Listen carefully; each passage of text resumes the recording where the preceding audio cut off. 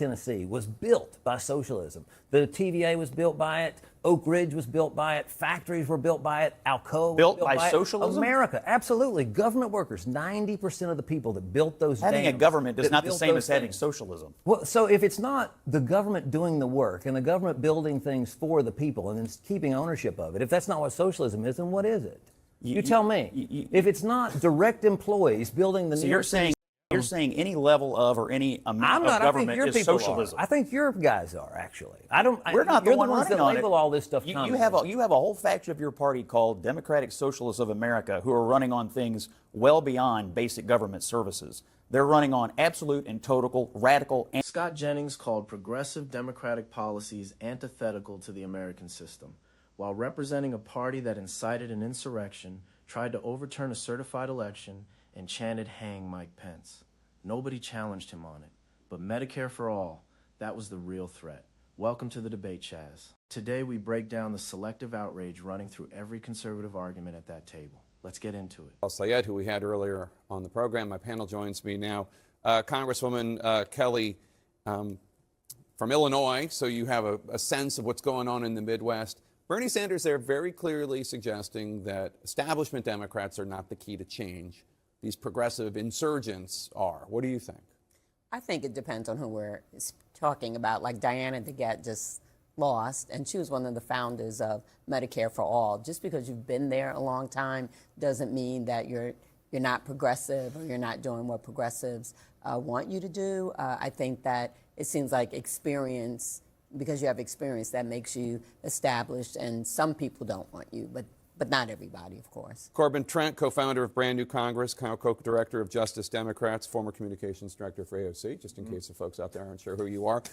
I suspect that you have a different view. I mean, I think that, just because you were one of the original supporters of Medicare for All, we've gone a long time trying to get things like that passed. I think, people are looking for results, not just your indications of what what you stand for. They want to see change, and I think that we've gone decades and decades without it, not going in the right direction at least, and I think that's the key. Republicans went through something like this about 15 years ago. With the Tea rise of the Tea Party movement, and what that led to were, in some cases, folks running who were taking on, the establishment favorites who won and actually have become really strong members of the United States House and Senate. Marco Rubio being a great example, not endorsed by the D.C. establishment, but took it on anyways and won. But then there were lots of other instances of somebody running, defeating a more establishment candidate, and then it sort of throwing the election away. And I do think the Democrats are at risk now in a variety of seats. I mean, you saw this now, it's happened in Maine, where Susan Collins is now not as vulnerable because of all of the disaster happening there. This could be the case in Michigan as well. If Democrats nominate someone from the more extreme wing of the party, that could lead to a less favorable environment for them, even in a moment, just like in 2010 for the Republicans. Great election for the GOP that year, but did they leave seats on the table by still having nominees? I think to boil this down to just insurgent versus establishment overlooks what many of these people are running on. They're simply beyond insurgency here. I mean, you've got people out there winning primaries that want to abolish borders, abolish ICE, abolish prisons, abolish the police, abolish the United States Senate. This is the bounds of normal political discourse, and it's all happening, in the Democratic Party. I don't think the Democratic Party leadership understands they've already been overwhelmed, and it's just a matter of time before these views become the mainstream platform, and that's what they're going to end up running on in 2028 as well. I think we do understand. We talk about it all the time in the Democratic caucus. We know we're a big tent caucus, and that we're not all going to agree, but the one thing we agree on, we know we have to win. And that's what we're concentrating on. To do these things that they're laying out in these. No, I know I know you probably don't agree with. We cannot go back to business as usual, though. It wasn't perfect under us. We know we need changes. We know we need health care for everyone. We know we need better education. We know we need better housing, and we have to do all those things. Do we need police? Do we need prisons? Yes, do we need border enforcement? You don't hear most of us saying that. Yes, and we need the police, fact is, though, but not in the same way that ICE is doing it. Let's start with Jennings' framing. That progressive Democrats are running on absolute radical anarchy antithetical to the American system. He cited abolish ICE, abolish prisons, abolish the police. And the panel moved on without anyone pointing out that the man making that argument represents a movement that coordinated an attempt to prevent the peaceful transfer of presidential power, pardoned the people who stormed the Capitol, and created a fund to compensate them, if the standard is what is antithetical to the American system. That conversation starts somewhere else. The abolished language deserves honest engagement rather than breathless condemnation. When progressives talk about abolishing ICE or prisons, they are making an ideological argument about institutional structure, not drafting legislation to eliminate law enforcement overnight. Corbin Trent made this point clearly. These are views about how the world should be organized, not immediate policy proposals. Voters understand the difference. What they actually respond to is the material question. Can you make my life better?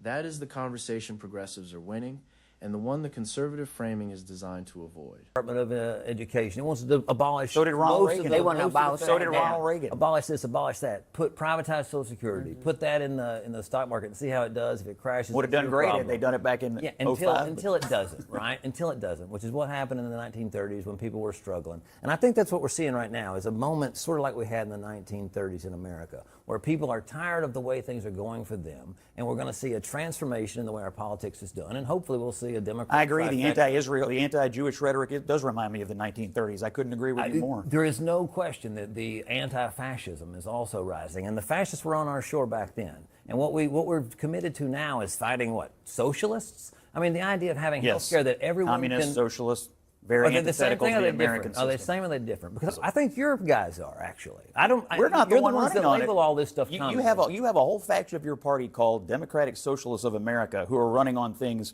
well beyond basic government services. They're running on absolute and total radical anarchy that is antithetical to the American. Let me just ask you. Let me ask you a point of clarification. Do you think socialism?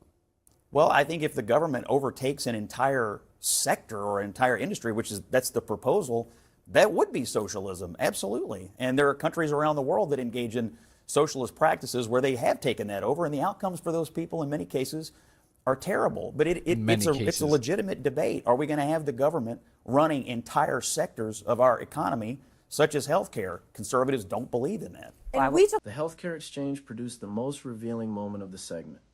Jennings defended the current American system as the best in the world. The same system he had just called Obamacare. The panel caught it immediately. If the best healthcare system in the world is Obamacare, what exactly has the Republican Party been fighting against for 15 years? Congresswoman Kelly answered with something personal and precise. Her husband was hospitalized in Canada for 3 days. The bill was $800. That amount would not cover the first hour of emergency care in most American facilities. The conservative response: you wait months for knee surgery, treats the worst-case Canadian anecdote as the baseline while ignoring that tens of millions of Americans are not waiting months for procedures. They are not going at all because they cannot afford to. The best in the world costs more per capita than any developed nation and still leaves millions without meaningful access. The anti-Semitism argument Jennings kept inserting deserves to be named. Every time the Progressive Coalition came up, he redirected to anti-Israel rhetoric as its defining characteristic. The panel made the hypocrisy visible. This is the same movement that defended a gesture widely identified as a Nazi salute from the world's richest man. The same party whose internal group chat expressed love for Hitler and called for gas chambers. The same party that rehired a staffer whose leaked messages showed admiration for Hitler. The same party that hosted Nick Fuentes without condemnation. Pointing at progressive critics of Israeli government policy as the primary vehicle of American anti-Semitism while defending all of that requires a selective attention the panel refused to absorb. The polling data made the clearest point, taxing the wealthy Poles above 60%, including among Republican voters. The material concerns driving progressive energy, healthcare costs, housing, wage stagnation, are majority concerns. The question is not whether voters want change. It is whether they trust the messengers offering it. And on that question, the establishment of both parties has been losing ground for years. Medicare for all, it seems like that is about to become, if not already has become, the Democratic Party platform. Mm-hmm. Is that fair to say?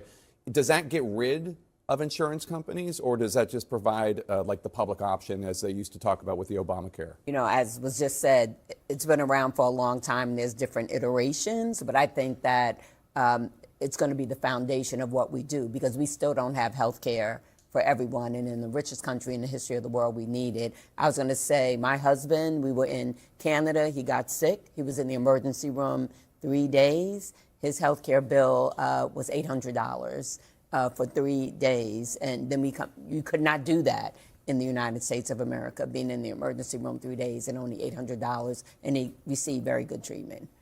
I think describing the Canadian system where people wait weeks and weeks or months and months and months for wait. very basic healthcare procedures, you do not want that here. I promise you. We have the best healthcare system in the world. We have the best doctors in the world. Force people into a system where they got to wait months and months and months to get a knee surgery. They don't even wait here, Scott, because they don't even try to go. You have to That's wait. not true. But you have to People wait get knee here. surgeries here all the you have to time. wait here also. And my husband, he's not alive anymore, but he was a doctor. Yeah. So I know.